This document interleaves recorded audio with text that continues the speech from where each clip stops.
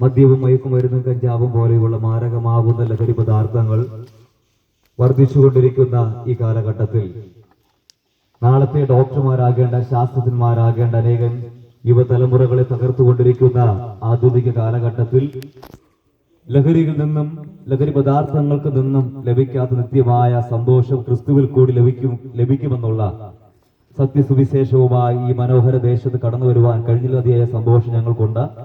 ഞങ്ങളെ ശ്രദ്ധിച്ചാൽ അറിയാം, ഞങ്ങളുടെ കൂടെയുള്ളതെല്ലാം യൗവനക്കാരായ ചെറുപ്പക്കാരാണ്. ഞങ്ങളുടെ പ്രായമുള്ള അനേക യൗവനക്കാര് നമ്മൾ പത്രമാധ്യമങ്ങൾ നോക്കുമ്പോൾ കാണുവാൻ കഴിയുന്നുണ്ട്. 25, 26, 30 വയസ്സുള്ള അനേക യൗവനക്കാര് മദ്യത്തിനും ഇതര ലഹരി പദാർത്ഥങ്ങൾക്കും അടിമപ്പെട്ടുകൊണ്ട് പലതരത്തിലുള്ള കുറ്റകൃത്യങ്ങൾ ചെയ്ത് കയ്യിൽ വിലങ്ങും വെച്ചുകൊണ്ട് ബഹുമാനപ്പെട്ട പോലീസ് അധികാരികൾ ജയിലിലേക്ക് കൊണ്ടുപോകുന്ന കാഴ്ചകൾ മലയാളിയുടെ ഹൃദയത്തിന്റെ അകത്ത് മാറാവേദനയായി മാറിക്കൊണ്ടിരിക്കുന്ന ഈ കാലഘട്ടത്തിൽ ലഹരി പദാർത്ഥങ്ങൾ നൽകാത്ത ഈ ലോകത്തിലെ മദ്യം നൽകാത്ത നിത്യമാകുന്ന സമാധാനം നൽകുവാൻ കഴിവുള്ള ഒരു നിത്യനായ ദൈവമുണ്ട് എന്നുള്ള ഒരു സത്യസുവിശേഷവുമായാണ് ഞങ്ങൾ നിൽക്കുന്നത്. ആധുനികമായിട്ടും സാമ്പത്തികമായിട്ടും സാക്ഷരതപരമായിട്ടും വളരെ നേട്ടങ്ങളുള്ള ഒരു ലോകത്തിലാണ് ഞാനും നിങ്ങളും ആയി നിൽക്കുന്നത്. ഇന്ന് മനുഷ്യന് ഏറെ പണമുണ്ട്, ഏറെ വിദ്യാഭ്യാസമുണ്ട്, നല്ല ജീവിത രീതികളുണ്ട്. പക്ഷേ എല്ലാം തന്നെ ഉണ്ടായിട്ടും സമാധാനമില്ലാത്ത ഒരവസ്ഥയിലേക്ക് ഞാൻ നിങ്ങൾ വന്നു നിൽക്കുകയാണ്.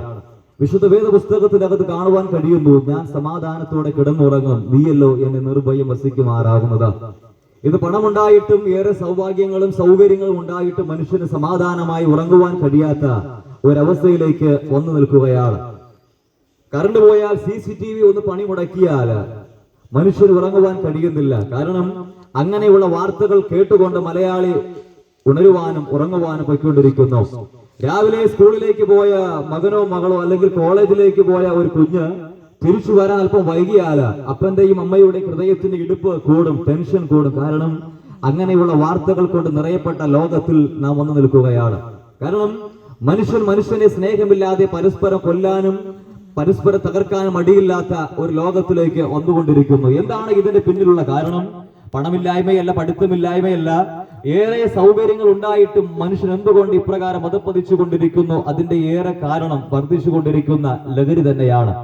മദ്യപാനം ആരോഗ്യത്തിന് ഹാനികരമെന്ന് ഏറെ മുന്നറിയിപ്പുകൾ ഉണ്ടായിട്ടും ഇതെല്ലാം അവഗണിച്ചുകൊണ്ട് പാടത്തും വരമ്പത്തും മനുഷ്യൻ രാപ്പകൽ അധ്വാനിക്കുന്ന പണത്തിന്റെ കൂലിയുടെ ഭൂരിഭാഗവും ലഹരി പദാർത്ഥങ്ങൾക്ക് വേണ്ടി ഉപയോഗിച്ചിട്ട് താൻ അറിയാതെ തന്നെ പലവിധമാകുന്ന രോഗങ്ങൾ തനിക്ക് സമ്മാനിക്കുന്ന ലഹരി പദാർത്ഥങ്ങൾ തേടി മനുഷ്യൻ അലയുകയാണ്.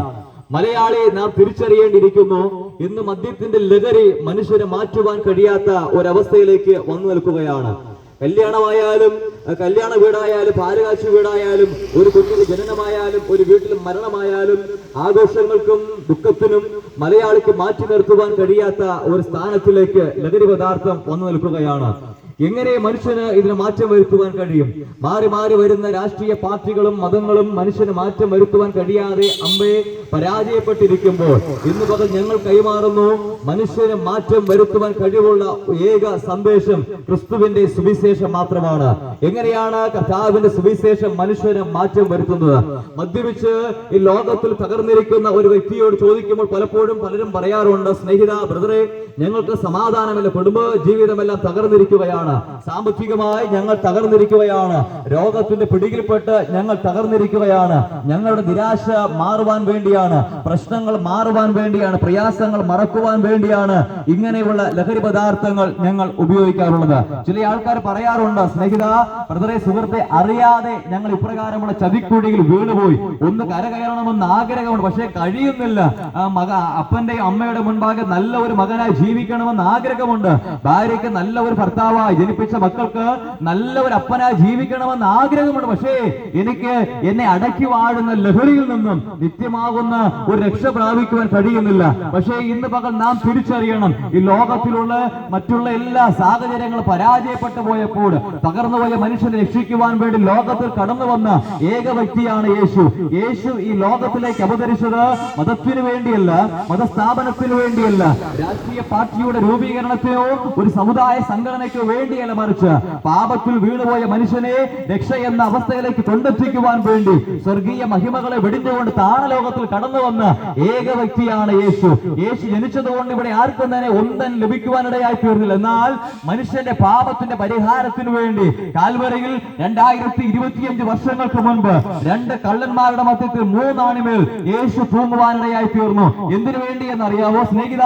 ഞാനും നീയും അറിഞ്ഞും അറിയാതെയും കണ്ണുകൊണ്ട് കണ്ട പാപത്തിന്റെ പരിഹാരത്തിന് വേണ്ടി, ചെവി കൊണ്ട് കേട്ട പാപത്തിന്റെ പരിഹാരത്തിന് വേണ്ടി, അതരം കൊണ്ട് പറഞ്ഞ പാപത്തിന്റെ പരിഹാരത്തിന് വേണ്ടി, ഹൃദയം കൊണ്ട് ശരീരം കൊണ്ട് ചെയ്തു പോയ സകല പാപത്തിനും മാറ്റം വരുത്തുവാൻ വേണ്ടി കാൽവരയിൽ ഗോൽഗോഥ മലമുകളിൽ പാപം ചെയ്യാത്തവൻ ഭാവിയെ പോലെ ശപിക്കപ്പെട്ടവനെ പോലെ പരമയാഗമായി തീരുവാനിടയായി തീർന്നു. മനുഷ്യന്റെ പാപത്തിന് മോശം വരുത്തുവാൻ വേണ്ടി പലരും അറിഞ്ഞു നടക്കുമ്പോൾ ഞാൻ എവിടെ ചെന്ന് എന്ത് കാര്യങ്ങൾ ചെയ്താൽ നിത്യമാകുന്ന രക്ഷ എനിക്ക് പ്രാപിക്കുവാൻ കഴിയുമെന്നറിയാതെ അവൻ അലയുമ്പോൾ ഇന്ന് പകൽ സുവിശേഷം പറയുന്നു, അലയണ്ട, യാത്രകൾ ചെയ്യണ്ട, സമയം കളയണ്ട, പണങ്ങൾ കളയേണ്ട, പണം ചിലവഴിക്കേണ്ട ആവശ്യമില്ല. ഞാൻ ആയിരിക്കുന്ന സ്ഥലത്ത് യേശുവേ ഞാനൊരു പാപിയാണ്, ജന്മകർമ്മ പാപങ്ങൾക്ക് അധീനനാണ്, എന്റെ പാപങ്ങൾക്ക് വേണ്ടി നിത്യമാകുന്ന രക്ഷ എനിക്ക് നൽകുവാൻ വേണ്ടി എന്റെ സമാധാനത്തിന് വേണ്ടിയാണ് യേശുവെ നീ മരിച്ചതെന്ന് ഹൃദയം കൊണ്ട് വിശ്വസിക്കുന്ന ഏതൊരു വ്യക്തിക്കും ഈ രക്ഷ സൗജന്യമാണ്. അങ്ങനെയെങ്കിൽ ഈ ഉച്ചയോടെടുക്കുന്ന ഈ സമയത്ത് ഞങ്ങൾ കൈമാറുവാൻ വേണ്ടി ആഗ്രഹിക്കുന്നു. നിത്യമാകുന്ന സമാധാനമില്ലാതെ, സന്തോഷമില്ലാതെ, ലഹരി പദാർത്ഥങ്ങൾ കഴിവപ്പെട്ട് ഭാരപ്പെടുന്ന ആരെങ്കിലും ഉണ്ട് എങ്കിൽ ഭാരപ്പെടേണ്ട. ഡീഅഡിക്ഷൻ സെന്ററുകൾക്ക് നൽകുവാൻ കഴിയാൻ നിത്യമാകുന്ന രക്ഷ, കൂട്ടുകാർക്ക് നൽകുവാൻ കഴിയാത്ത നിത്യമാകുന്ന രക്ഷ, നമ്മുടേതാവുന്ന ചുറ്റുപാടുമുള്ള പ്രമാണികൾക്ക് നൽകുവാൻ കഴിയാത്ത നിത്യമാകുന്ന രക്ഷ മനുഷ്യർ നൽകുവാൻ കഴിവുള്ള ഏക വ്യക്തിയാണ് യേശു. എന്തുകൊണ്ട് ഈ യൗവന പ്രായത്തിൽ, ചോരയ്ക്ക് ചൂടുള്ള യൗവന പ്രായത്തിൽ ഇങ്ങനെ കവലകൾ കടന്നു ചെന്ന് ഈ യേശുവിനെ പ്രസംഗിക്കുന്നെന്ന് ചോദിച്ചാൽ അഭിമാനത്തോടെ ഞങ്ങൾക്ക് പറയുവാൻ കഴിയും. ഈ ലോകത്തിലുള്ള നവോദയ നായകന്മാരുടെ കല്ലറകൾ അടഞ്ഞു കിടക്കുമ്പോൾ, അനേകം ഉന്നതന്മാരുടെ കല്ലറകൾ അടഞ്ഞു കിടക്കുമ്പോൾ, മരിക്കും, ജനിക്കും മുൻപ് ജനിക്കുമെന്ന് പറഞ്ഞവൻ, മരിക്കുമെന്ന് പറഞ്ഞവൻ, മരിച്ച് 3 നാൾ ഉയർത്തെഴുന്നേൽക്കുമെന്ന് പറഞ്ഞ യേശു അവൻ മരിച്ചു ശരിയാ. പക്ഷേ ഇന്ന് പാലസ്തീനിലേക്ക് പോകാമെങ്കിൽ അനേക ഉന്നതന്മാരുടെ കല്ലറ അടഞ്ഞു കിടക്കുമ്പോൾ തുറക്കപ്പെട്ട ഒരു കല്ലറ അവിടെ കാണുവാൻ കഴിയുന്നുണ്ട്. അവിടെ ഒരു മേലെടുത്തുണ്ട്. അവൻ ഇവിടെയില്ല, അവൻ സ്വർഗാരോഹണം ചെയ്തിരിക്കുകയാണ്.